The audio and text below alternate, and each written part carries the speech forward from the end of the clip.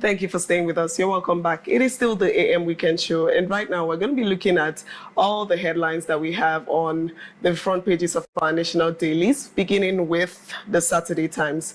The boldest headline here says, Pengassan kicks as Dangote sacks 800 Nigerians, hires 2,000 foreigners.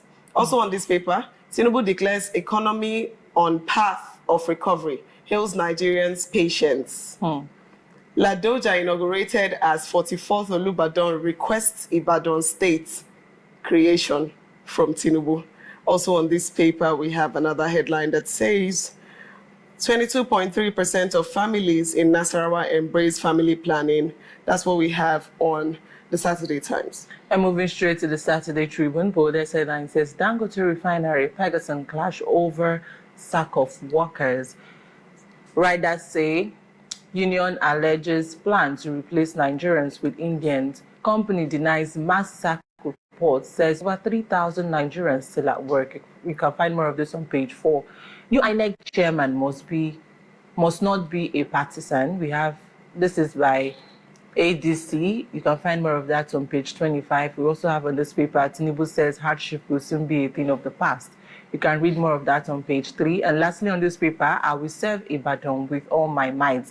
Oba Ladoja says. Thanks, MKO, Abiola, and others. That's much we can take from this paper. Moving on to Saturday Vanguard, the boldest headline here says, trade fair demolition.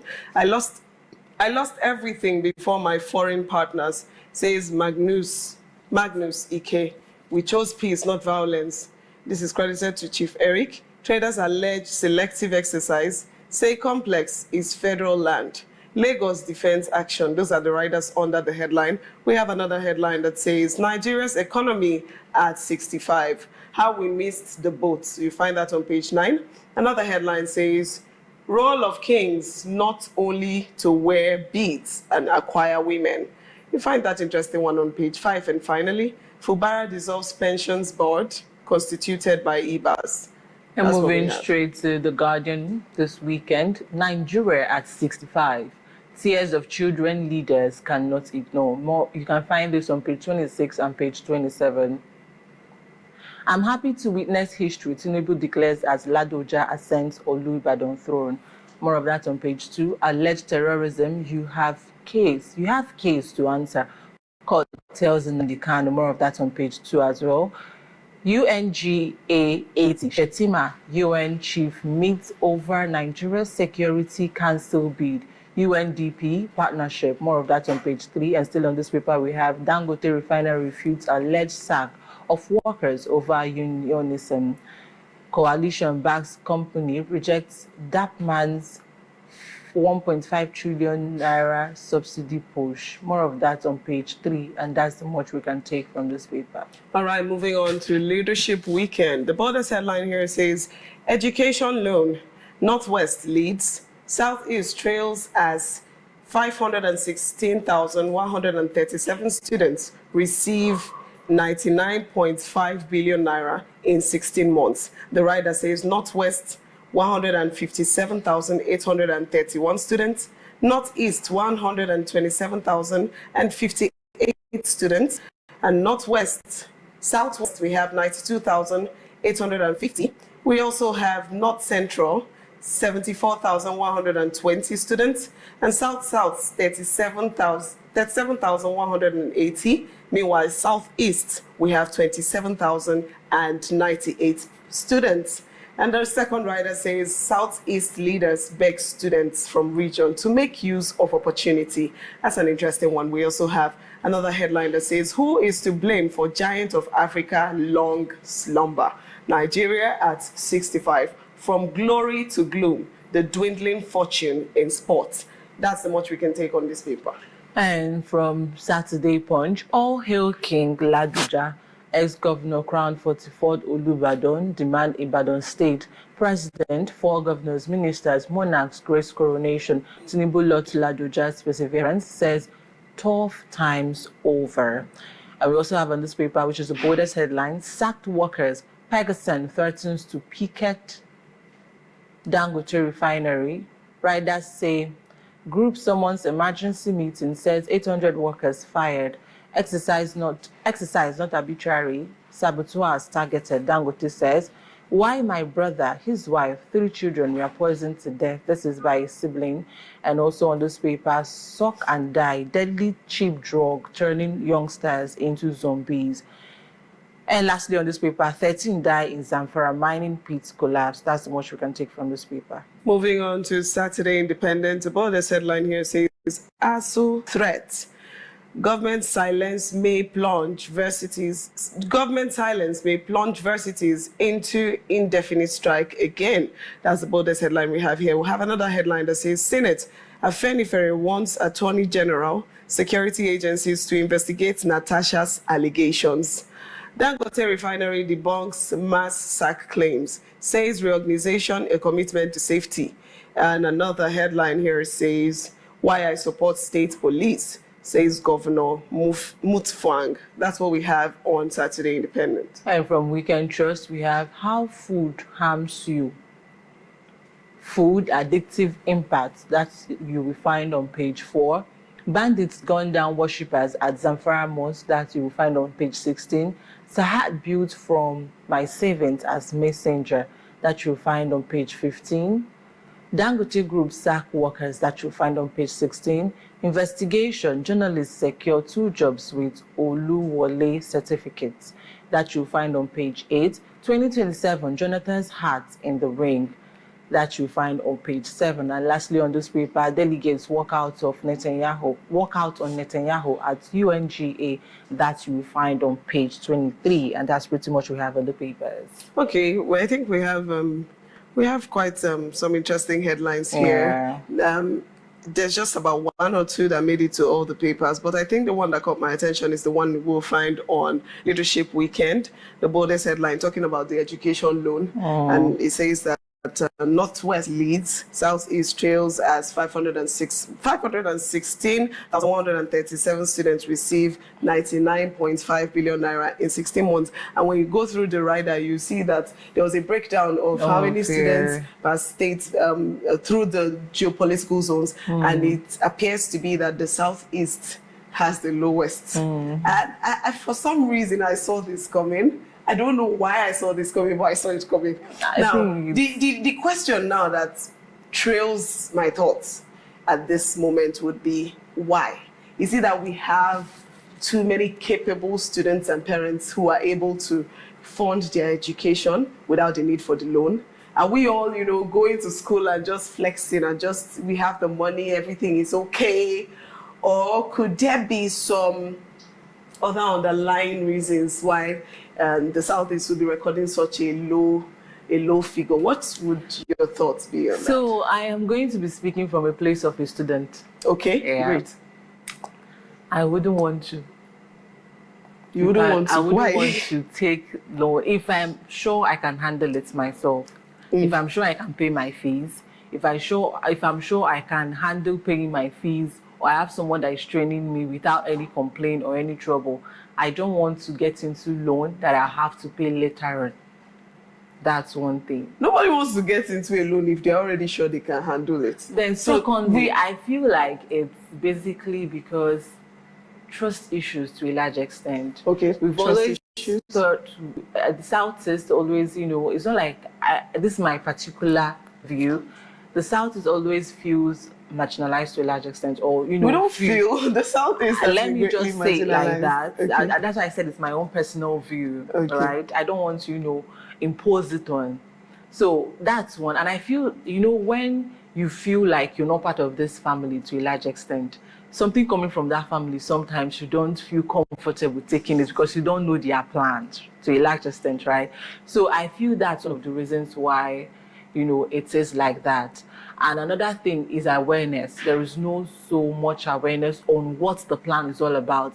If I borrow this money, what is waiting for me in the future, how is it going to happen, and there is no job security that you're sure that you will take this job, you will take this money, and at the end of the day, there is a job for you somewhere. And also knowing how ambitious the Southeast people are, you know, part of the business is that you're not going to be able to leave Nigeria in 5 years or something like that. I can't remember clearly. So nobody wants anything that will keep them, especially when you're not sure of job security in Nigeria. Now, after school, you're lucky enough to get a job outside Nigeria, get an opportunity outside Nigeria, but you cannot leave because you're owing Nigeria, right? That kind of thing. So in as much as, instead of, you know, going through all those things and, you know, you're not too sure of job at the end of the day. We've seen graduates who are keke riders. We've seen graduates doing certain things that you cannot associate with graduates on a normal day. So instead of, you know, getting yourself into that kind of situation, taking where you're not sure of how you're going to pay, it's better you struggle through school, then know that you're not owing anybody. At the end of the day, you face your life. That's just for me. Yeah. Okay. I think I agree with some of your points. Personally, I feel that the bulk of it might be trust issues, because I'm currently not a student, but I can imagine, because when the whole student loan thing started trending, when we started hearing about it, the question was, what is the job security like? What is payment plan like? You know, and I think there's distrust for the system entirely. Basically, there's a very, very high level of distrust in what Nigeria has to offer. In fact, when you see, because of how things have turned, when you see even good offers, when you see things that are meant to help you in some way, you're just skeptical. You don't want to carry money, we go choke you. You don't want to take something. It's like there's this feeling of, let me know. You know how they say collecting something from the devil. If I collect this right hand, who knows the one that will they'll come back in the process. Right? You know, so but it is really sad. It's really sad, and it's sad because the whole job thing is a problem. So student loan is supposed to be such a great idea, such an amazing idea, because clearly a lot of students are suffering. Many students don't know how to go about their lives. Many students don't know how to go about their education. But this is something you're supposed to jump into, but you refuse to. It's just really sad. It's just really sad. But is there any other headline that has caught your attention? Actually, it's not actually one of the boldest headlines, but I saw it few places on the paper. This one where Tinubu declares economy on the path of recovery. Exactly. Hails Nigerians. Nigeria at 65. You know, I don't know. This particular write-up has been there from time to time. We see it pop up. Tinubu says that we're on the path of recovery. Tinubu says something about renewed hope. Tinubu says, and at the end of the day, we are still the same place where we are 3 months ago, 5 months ago, a month ago. So is it just coming up on the newspaper just to be a headline, and maybe you read it and if you're okay, there is something happening? Because there's no other definition to that. Just what you just see here. Tinubu says Nigeria 65. Tinubu declares economy on the path of recovery. For over 2 years, we're still on the path of recovery without any strategic plan, without any, you know, this is what we are going to do. We realize that this is what's happening. Okay, we are taking a U-turn. We've had a meeting. We've re-strategized. We are going to do something different so that we can, you know, so that the economy will be on the path of recovery. Nothing like that. It's just one statement, one sentence every single time. You just get me wondering, see, up until when are we going to be on this path of recovery? When are we going to recover fully as a nation? It's sad that this is where we are as a people, like I always say. Talking about headlines like this, I always just get worried when I see it, because it looks like one of those things. First of all, we've long established that it looks like our leaders are not even in touch with what's going on. It looks like we're not living a different life. We're not on the same page, rather. We're not on the same page. There's a way they speak that just shows that they're so disconnected from the realities of the masses. That's number one thing I've observed. The second thing I would also say is, if you have to be the one to speak for yourself, for how much work you've done, you definitely not come out and say we've done poorly. Do you understand? Yeah. So I said this, I remember saying this the last time. The only time I'll be satisfied is when the masses are the ones coming out saying to talk. it. When we are hearing this thing from someone that is not you know, from someone that is not a leader, coming out to say, oh, Nigeria has greatly improved, because you remember the last time we had a conversation about the prices of food dropping. That was such a massive one. We're hearing it from a trader herself, and she was saying, Gary has reduced, the rice has reduced, this has reduced. But then again, a thing of concern in that part, it did not reduce because the economy is getting better. It is because something I just happened. use that as an example. We are still on that. We're still on that bridge. What I was trying to emphasize is the fact that someone is saying it. It's not the commissioner of food and I'm just making up something that's saying it. It is someone that is living the life, experiencing what the kind of hardships. So until we get to that point where someone is coming to talk, where the masses basically, and not the one saying, oh, this is good, we've seen this, we've seen that, because this won't be hearing since. Hearing it for a very long time, and it's quite sad. It's sad. But of course, we're hoping for a better Nigeria. We'll keep praying, and most importantly, keep doing what we're supposed to do as citizens as well, so that we don't just end up accusing the leaders without looking inwards as well, without ensuring that on our own end, with the little we can do, with the little that we are in charge of, we are ensuring that we are not failing at them. But that's what we have on Newspaper Review this morning. Up next on the AM Weekend Show is our trip to the gym. Take your positions. We're going to work out. Don't go anywhere.